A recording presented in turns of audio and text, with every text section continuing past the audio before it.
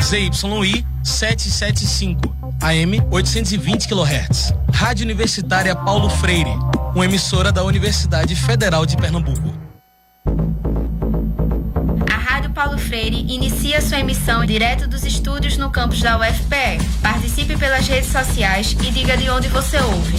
Procure por Rádio Universitária Paulo Freire no Instagram, Twitter ou Facebook e interaja com a gente.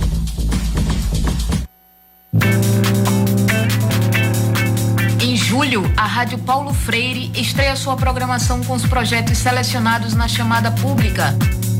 Fique atento, a partir das 10 da manhã você acompanha, na segunda, Cidadania Coisa de Todo Dia, do Centro Dom Helder Câmara, em parceria com diversas organizações sociais. Na terça, Chega Junto, da plataforma Obirim. Quarta, Arqueologia em Evidência, programa desenvolvido aqui na UFPE. Quinta, Papo Reto no Rádio, do Instituto Frei Caneca. E na sexta, Papos e Beats. Rádio Paulo Freire, a rádio pública da UFPE. Começa agora o programa selecionado na chamada pública da Rádio Paulo Freire. Todo o conteúdo é de responsabilidade de seus produtores. Atenção. Com a nossa rebeldia, nossas diversidades. Começa agora o Papo Reto no Rádio. Sexuais, Somos a juventude organizada do Brasil. Viver para trabalhar ou trabalhar para viver? Olá pessoal, eu sou Isa Gabriela e estou chegando com a primeira edição do programa Papo Reto no Rádio, aqui na Rádio Universitária Paulo Freire. Acho que pela pergunta de abertura já dá para sentir qual o tom do nosso papo de hoje, né? Vamos falar sobre a Previdência Social e mais especificamente a aposentadoria para a juventude brasileira.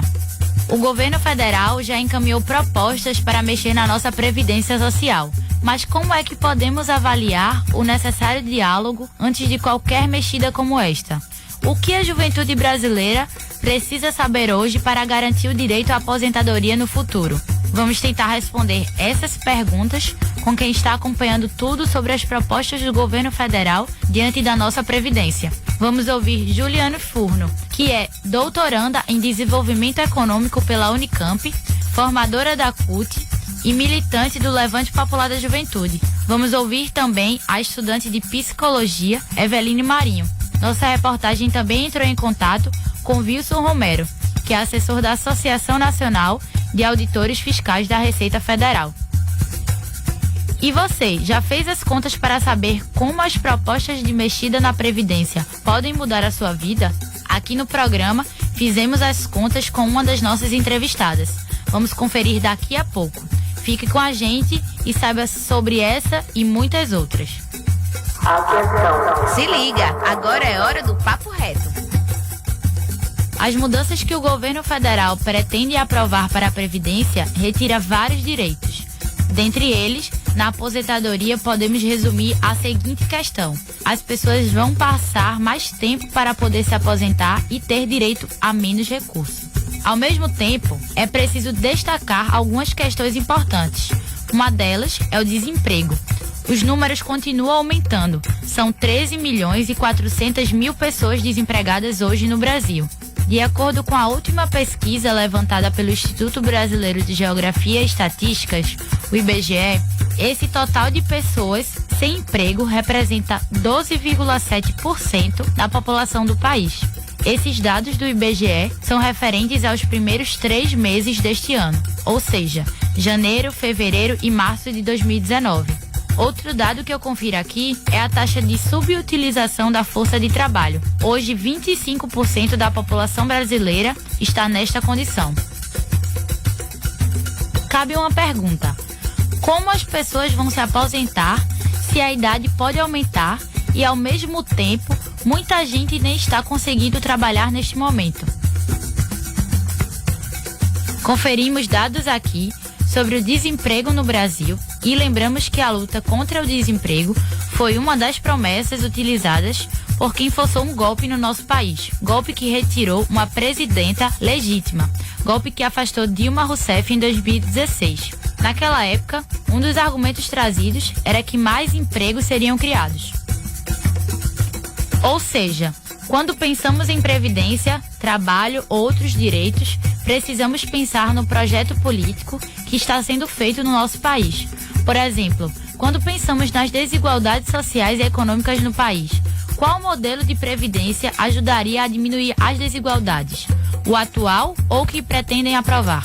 Sobre este tema, vamos ouvir Wilson Romero, que é assessor da Associação Nacional de Auditores Fiscais da Receita Federal. Wilson foi ouvido pelo repórter Juca Guimarães, do Brasil de Fato, São Paulo. A locução é de Michele Carvalho. Um estudo feito pela Associação Nacional dos Auditores Fiscais da Receita Federal revela que o atual modelo de previdência social sustenta a maior parte da economia local dos municípios, inclusive nas regiões sudeste e sul do país. Em 87% das cidades, por exemplo, o valor total dos pagamentos do Instituto Nacional do Seguro Social supera a arrecadação previdenciária, gerando renda e reduzindo a desigualdade. O assessor de estudos socioeconômicos da entidade, Wilson Romero, foi quem organizou o estudo. Wilson, a economia dos municípios depende da Previdência? E o que pode acontecer se for feita a reforma que o governo quer? Efetivamente, há um tremendo desleixo por parte, inclusive, dos prefeitos em estar defendendo a reforma da Previdência, quando se sabe que, com essa reforma, a economia dos municípios definitivamente vai por água abaixo. Nós, pela percepção clara, nós conseguimos verificar que, com esses números, a maioria dos municípios brasileiros tem sua economia movimentada pelo conjunto dos aposentados. E isso é tremendamente impactante no momento em que o governo faz uma mudança radical, trocando o regime de repartição por um regime de capitalização, ou definitivamente encaminha para que a previdência de repartição se transforme numa previdência mínima, uma esmola mínima nacional, com valor, inclusive, em alguns casos, inferior ao salário mínimo, e encaminhando para desvincular tudo do salário mínimo. O que revelou o estudo de novidade? Os benefícios pagos pelo INSS superam a arrecadação do próprio município. Aquilo que o município recebe, essencialmente de imposto sobre serviço e outras rendas, nessa maioria dos municípios, e em especial, como o senhor bem lembrou, e no Nordeste, apesar de ser 90%, em 90% dos municípios, mas no Sudeste também não está longe disso, e no Sul também não, com 89% dos municípios em que o pagamento da Previdência supera a arrecadação.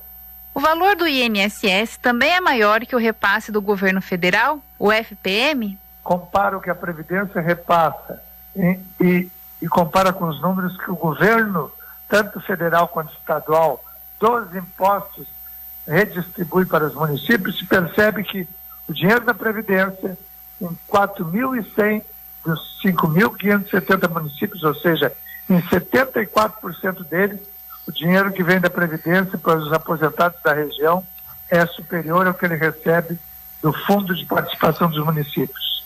Qual é a importância das aposentadorias rurais? É uma contribuição muito grande para a manutenção do trabalhador no campo, senão nós teríamos com certeza um êxito rural muito maior do que ocorrido na década de 60, 70. E o que pode acontecer se passar a reforma da Previdência do Bolsonaro? Com certeza, a maior parte dos municípios que já vivem numa crise, já vivem numa penúria, nós teríamos menores repasses, menores recursos movimentando o comércio, os serviços, a indústria desses municípios brasileiros, em especial os pequenos e médios. Qual é o impacto da Previdência na renda das famílias? Se tivéssemos a atual estrutura de Previdência, nós teríamos 31 milhões de brasileiros abaixo da linha da pobreza, graças à Previdência, isso só considerando já uma renda domiciliar miserável de R$ 468 ao mês, nós temos uma redução de 15% desse número de pobres na população de referência, que é de 204 milhões de brasileiros. Conversamos com o assessor de estudos socioeconômicos da Associação Nacional dos Auditores Fiscais da Receita Federal, Wilson Romero. De São Paulo, da Rádio Brasil de Fato, com reportagem de Juca Guimarães, Michele Carvalho. Pois é, Pelo que ouvimos na reportagem, as propostas de mexidas nas regras da Previdência tendem a aumentar as desigualdades sociais e econômicas em todo o país. E sobre essa questão, pegamos um exemplo prático como as mudanças precisam ser analisadas por todas e todos. Pegando o tema da aposentadoria, em alguns lugares do país, por exemplo, a expectativa de vida é menor que a idade mínima que querem aprovar para a aposentadoria. Vamos ouvir a reportagem de Juca Guimarães, com locução de Emily Dulce, da Rádio Brasil de Fato, em São Paulo. Ao determinar idade mínima de 65 anos para a aposentadoria, 10 anos a mais que a média atual, o governo Bolsonaro cria uma regra que supera a expectativa de vida em 19 municípios brasileiros e bairros populosos nas cidades grandes. Mesmo considerando a expectativa de vida média do país, que hoje é de 73 anos, o limite de idade mínima apresentado na proposta de reforma da Previdência deixa um tempo muito curto de aposentadoria e o valor reduzido. Isso porque a regra também determina que com 20 anos de contribuição, o trabalhador teria direito a apenas 60% do valor integral. Para conseguir se aposentar com 100% do benefício, pela regra da proposta pelo governo, será necessário comprovar 40 anos de contribuição. O próprio limite da idade mínima pode aumentar, como explica o advogado Guilherme Portanova, consultor jurídico da Confederação Brasileira dos Aposentados e Pensionistas. Que a cada 4 anos sobe um ponto. Então, em 40 anos, subiriam 10 pontos, ou seja, em 40 anos, a idade mínima passaria de 65 anos, no caso do homem, para 75 e para a mulher para 72 anos. Ou seja, é uma fórmula feita para ninguém mais se aposentar. Um limite de idade mínima de 75 anos seria uma década maior que a expectativa de vida em Jacarí, que é de 65 anos, ou no bairro do Capão Redondo, na zona sul de São Paulo, que chega a 62 anos. No Complexo do Alemão, no Rio de Janeiro, a expectativa é de 64 anos.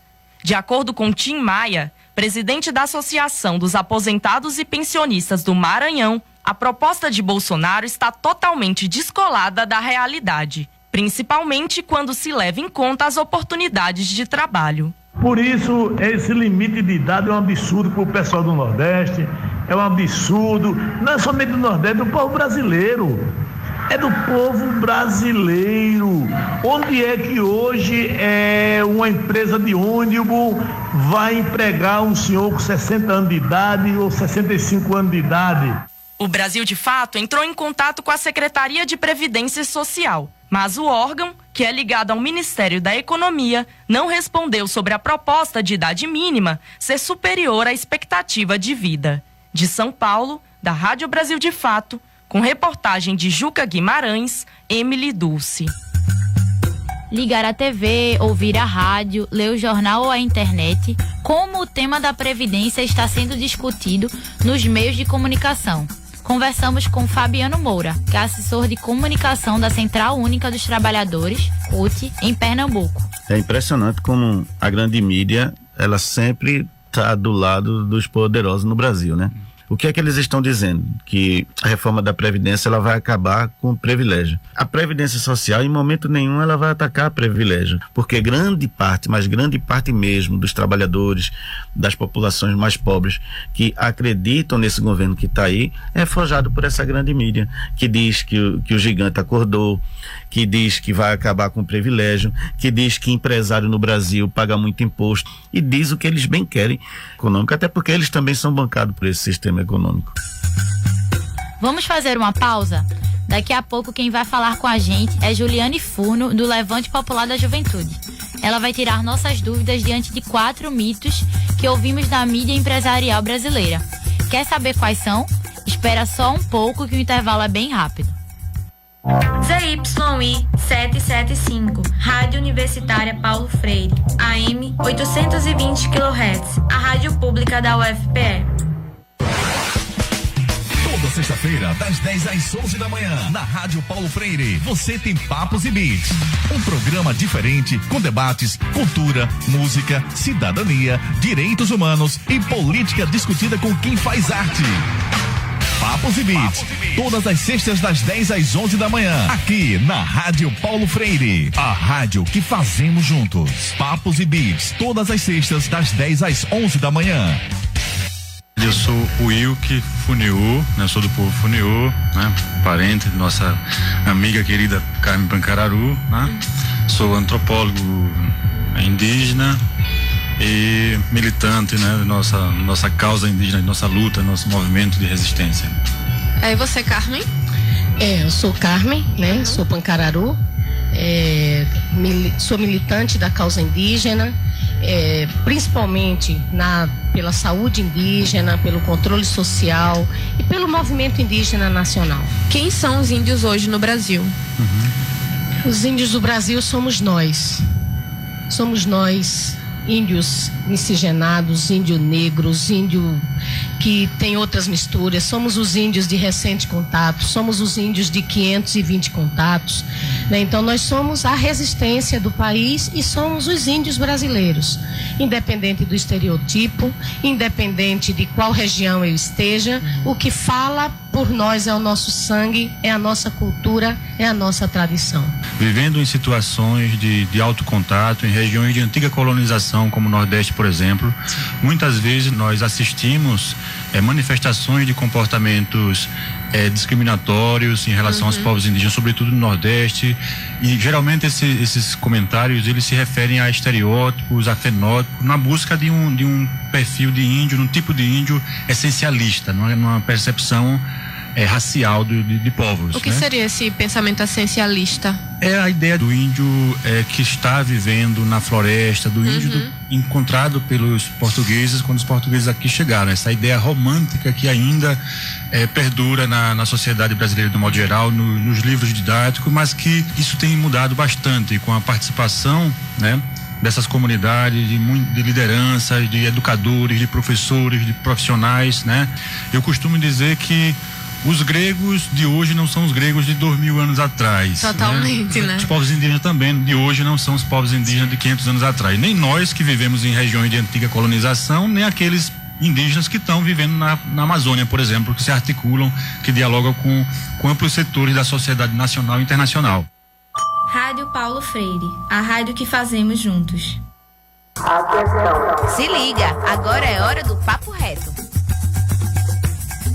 Papo Reto no rádio, o papo de todas as quintas-feiras pela manhã, aqui na Universitária AM Paulo Freire. Anota aí, viu? Toda quinta-feira, a partir das 10 da manhã. O papo de hoje é Previdência e Juventude.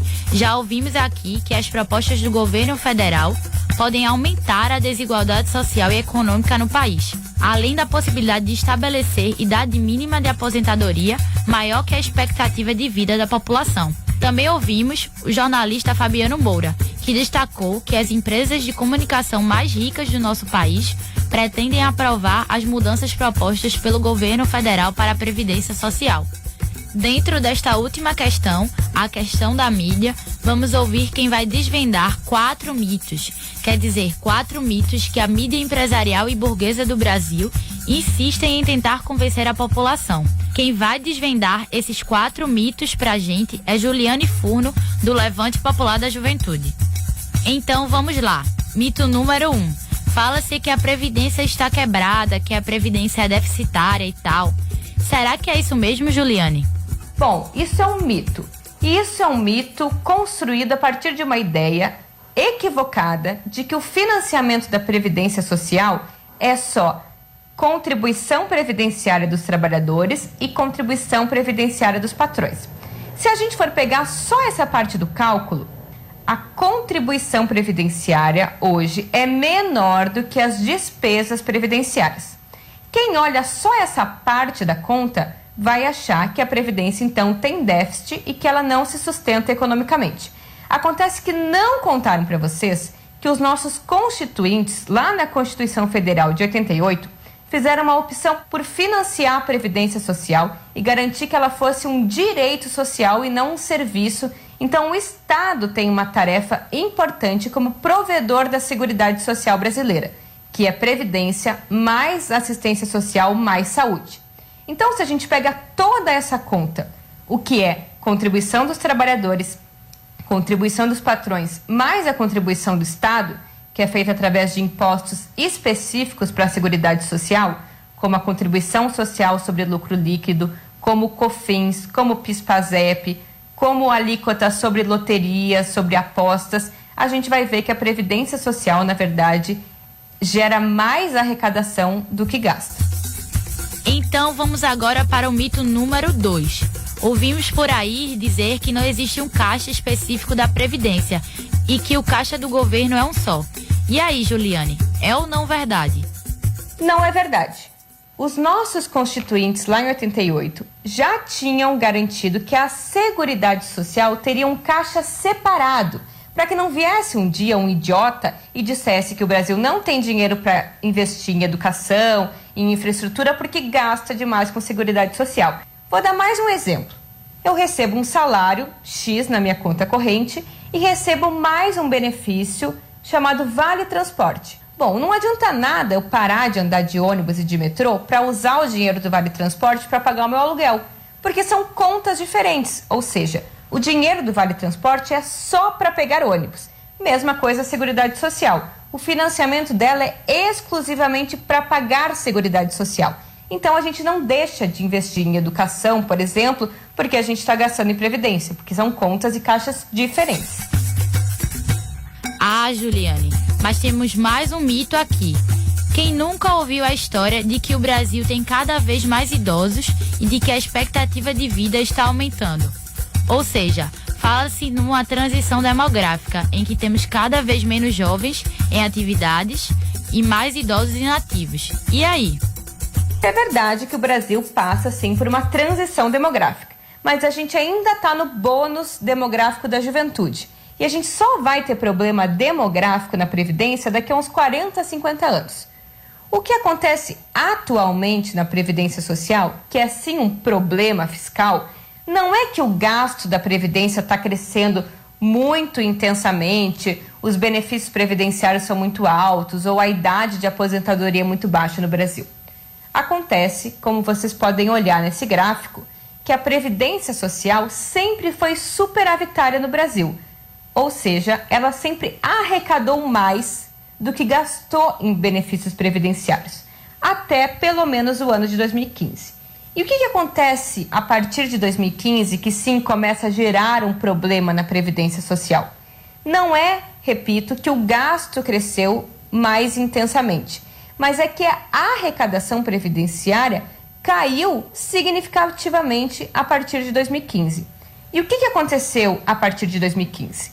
Bom, o Brasil passa a ter uma taxa de desempregados que deixa de ser 6,5% em 2014 e passa a 12,5% em 2015.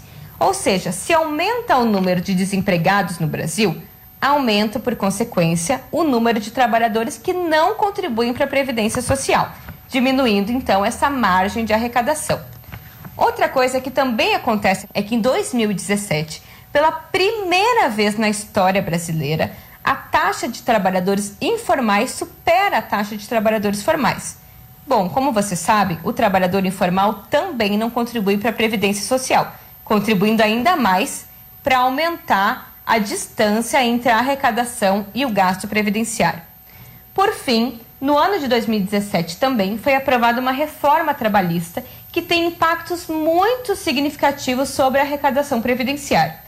Ou seja, o problema da Previdência Social não é o gasto, não é a idade, não é o tempo de aposentadoria, mas sim é o desemprego, é a informalidade, são os baixos salários e são as novas modalidades de contratação. Juliane, temos o último tema para a nossa conversa. Quem defende essas mudanças fala que só assim teremos a geração de empregos, que essas mudanças ajudariam na economia do país. O que você acha disso? Outro mito. Aliás, a gente já ouviu esse mito com a reforma trabalhista, né? O governo já falava que era necessário escolher entre direitos e entre emprego e que a reforma trabalhista conseguiria gerar aumento do emprego e reduzir o número de trabalhadores desempregados. O que a gente vê hoje, 2 anos após a reforma trabalhista, é que a taxa de desemprego ou continua a mesma ou sobe em algumas regiões metropolitanas, mostrando que não existe nenhuma correlação entre redução de direitos e aumento do número de empregados. Com isso, eu quero dizer que a reforma da Previdência não só não vai cumprir a promessa de geração de empregos via crescimento econômico, quanto ela ainda vai agravar o problema da recessão econômica brasileira. Como isso? Se você agora aí no seu computador digitar PEC 06, você vai ver que lá no finalzinho do projeto, Paulo Guedes diz como ele vai fazer a tal economia de R$1 trilhão em 10 anos. Ele está dizendo lá no projeto que a grande maioria da economia vai sair do regime geral de previdência social. Só que no regime geral de previdência social, 85% das pessoas se aposentam com entre 1 e 2 salários mínimos. Ou seja, ele está dizendo que a principal economia com a reforma da Previdência vai sair da gente que é mais pobre, que ganha entre 1 e 2 salários mínimos. Quando o governo diz que ele vai retirar R$1 trilhão da base, da massa salarial, ele está dizendo que a gente vai ter R$1 trilhão a menos em consumo. Ou seja, quando uma pessoa recebe um benefício de prestação continuada no valor de R$900 e poucos, por exemplo, essa pessoa não poupa esse dinheiro, não aplica esse dinheiro. O que ela faz com esse benefício? Ela gasta. E quando ela gasta, ela está gerando demanda para o setor de serviços, para as mercadorias, para a indústria. Se eu diminuo de R$900 e poucos para R$400 o benefício de prestação continuada, eu estou dizendo que aquelas empresas, aquele comércio, aqueles serviços que recebia esse valor através de compras, vai deixar de receber. Se eu deixo de consumir, eu deixo de gerar demanda. E se eu deixo de gerar demanda para a indústria e para os serviços, os empresários deixam de contratar ou demitem seus trabalhadores. E mais trabalhadores desempregados é menos trabalhadores consumindo, logo é menos investimento, logo é menos crescimento econômico. Para quem quiser ver mais detalhes sobre essas informações compartilhadas por Juliane Furno, a dica é a seguinte: acessar o canal do Levante Popular da Juventude no YouTube. Pois é, gente, previdência social e direito à aposentadoria são temas da juventude, sim. Por isso, a nossa reportagem ouviu uma jovem de 20 anos para saber a opinião dela sobre as propostas que o governo federal encaminhou para a Câmara. A reportagem é de Lucila Bezerra, do Levante Popular da Juventude. Eu vou falar agora com o estudante de psicologia, Eveline Marinho, que vai falar um pouco sobre a sua opinião em relação à reforma da Previdência. Eveline, você está preocupada com a possibilidade de um futuro sem aposentadoria? Se você analisar criticamente todo o contexto, é bem grave e bem complicado de conversar, e principalmente a minha geração, que realmente ainda não despertou para esse sentido. E a gente ainda não vê jovens conversando sobre isso, porque a gente tem tendência a achar que a aposentadoria é uma coisa muito distante, que a gente não tem que se preocupar agora. E também a gente é acostumado a achar que é uma coisa já garantida. A gente vai, obviamente, a gente trabalha, paga o imposto certinho e um dia vai se aposentar, óbvio. Só que aí o que está acontecendo agora é justamente a possibilidade de não se aposentar, e a possibilidade de não ser mais garantido isso. O que você acha que deve ser feito para garantir a sua aposentadoria? O principal problema agora é que a gente está sem certeza de nada. Primeiramente, deveria rever toda essa proposta que estão tentando passar para não prejudicar a população. Agora, óbvio que eu realmente não acredito que o governo vai se preocupar de garantir a nossa aposentadoria. Não, essa preocupação tem que partir da gente. É a gente que tem que se preocupar em ter a nossa aposentadoria garantida. Então, realmente, vai protestar, vai fazer barulho sim, e vai dizer para eles que a gente está ciente da situação. Mas, gente, Lucila não parou aí. Um dos temas em questão nas mudanças que querem fazer na Previdência é a idade para a aposentadoria. Qual deve ser a idade que Eveline poderia se aposentar no modelo atual da Previdência e qual a idade que ela poderia se aposentar na proposta que o governo federal quer aprovar? Eveline tem 20 anos e nunca contribuiu com a Previdência Social. Por isso, a nossa equipe fez os cálculos de com quantos anos ela poderia se aposentar no modelo atual da Previdência e com quantos anos ela vai se aposentar se a reforma for aprovada da forma que está sendo discutida agora. Eveline, se você começar a contribuir agora, aos 20 anos, e não estiver sendo discutida essa reforma, você se aposentaria aos 55 anos. para receber 100% dos benefícios. Após a reforma, se ela passar da forma que está sendo discutida, você vai se aposentar aos 62. Como é que você se sente ao receber essa informação? Assim, a princípio é meio impactante, né? Porque agora com 20 anos, realmente eu não consigo imaginar minhas condições físicas e até mesmo mentais que eu vou estar com 62 anos, né? Então, é realmente assim impactante, né? A diferença de 55 para 62. Realmente, assim, é uma coisa inimaginável. Aqui é Lucila Bezerra para o programa Papo Reto no Rádio. Valeu, Lucila. Por hoje, o Papo Reto no Rádio vai ficando por aqui. Nossos encontros serão todas as quintas-feiras, às 10 da manhã, aqui na Rádio Universitária Paulo Freire. O Papo Reto no Rádio é uma produção Brasil de Fato Pernambuco e o Levante Popular da Juventude. A apresentação é comigo, Isa Gabriela, reportagem de Lucila Bezerra, edição João Pedro Ferreira e Daniel Lamir, roteiro e coordenação Daniel Lamir.